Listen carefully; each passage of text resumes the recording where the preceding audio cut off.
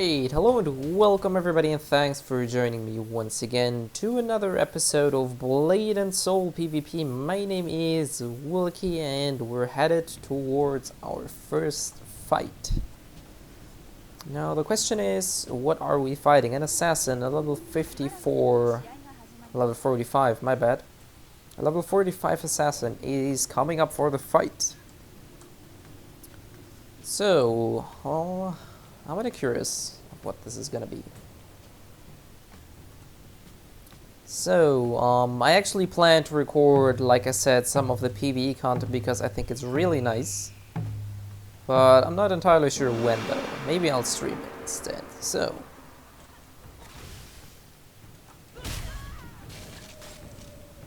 That worked better than I thought it would.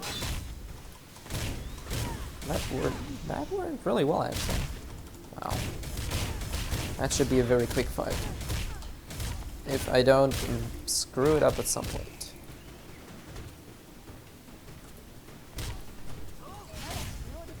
Oh, he got himself stunned. Wow, that was a clean fight.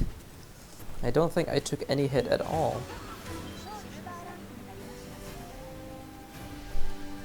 That was rather uninteresting, but I didn't expect it to work so well, honestly.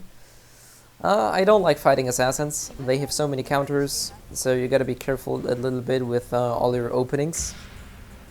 Well, most of the counters involve, well, I think that one counter can be used both on the ground and while being stunned. But I still lack a lot of knowledge about the game. But that's what I'm trying to learn. And maybe, if ever, because honestly, I don't believe that we will get to see this game on a global version. I honestly don't think so, because the game is rather old. I mean, C9 was also old in terms of gaming standards. But Blade and Soul is very much over 3 years old, almost 4. And it's friggin' not announced anywhere. I haven't, well, they still are trying to make up the market or something, and there are actually quite a few new games lined up, so chances are we will never get to see a global version of this game, which kind of makes me sad because I think it's a very awesome game, but I just don't like the fact that it doesn't seem that we will never get a global version. Let's get some damage pumping. Stun lock combo. I'm not really sure why he did not escape. He could have seriously killed me. I'm surprised he didn't. Bonus for rating. Alright. You get a rating for being in a higher rank apparently. I'm only silver. It apparently goes up to diamond or something. Which is probably something along the lines of 1800 or so. I don't really know. But yeah, if you ask me, I don't think that we will ever get a global version of Blade and Soul. Which is kind of really sad, because like I said, mechanics-wise, I think the game is really good. There's a lot of guild content you can do, there's dailies, there's dungeon. There's actually 24-man dungeons, which aren't exactly 24-man dungeons. It's kind of unique. You still enter in a party of 6 people, but you actually, it's like an open world dungeon, sort of. It's a dungeon, but it's like, it's not closed down, so you actually can cycle through all of the map, through the whole dungeon, and you just finish some tasks, which is kind of really cool. I never have seen that before, or maybe I do, but I don't think so. That's a very cool mechanic, and I like that a lot. And there's plenty of dungeons, there's things to explore. I actually like it a lot. Like I said, there's daily quests, there's PvP rewards, there's tournaments, there's open world PvP, there's the arena. There's plenty of things you can do, which is why I'm surprised the game didn't make it to Europe, US. Alright. I'm up against a summoner, probably my most hated class. Did I get the pet? Yes, I did get it. That guy's lagging quite a bit. But he should be dead very soon. Takes a very good beating.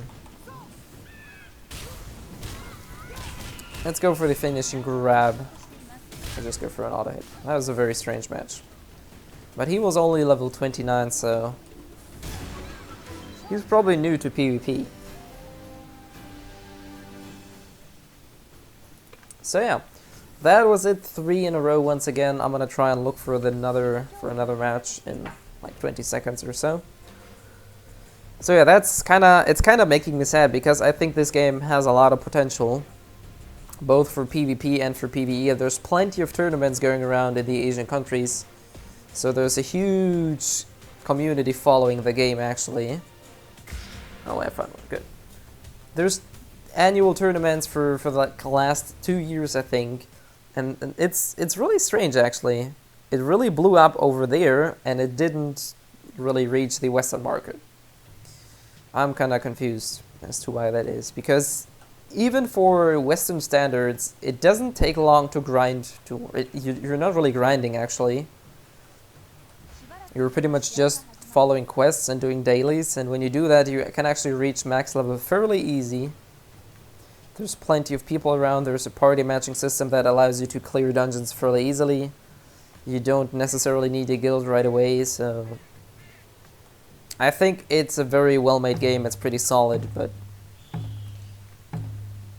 I guess we will not see it coming to the European market. Right, that was freaking weird.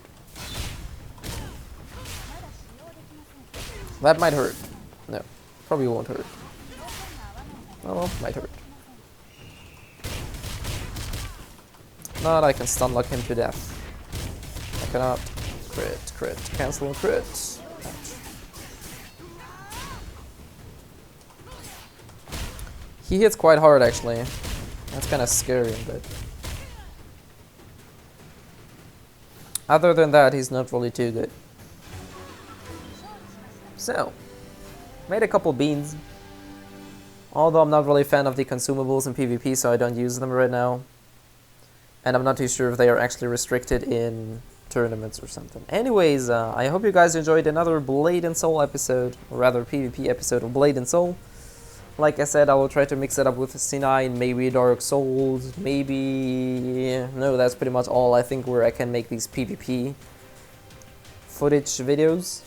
Because I'm still playing Smite, but that's like only a full match. That's not... It is PvP, but not in that aspect, so... Anyways, hope you guys enjoyed another match as usual, and as always, thank you for joining, and see ya!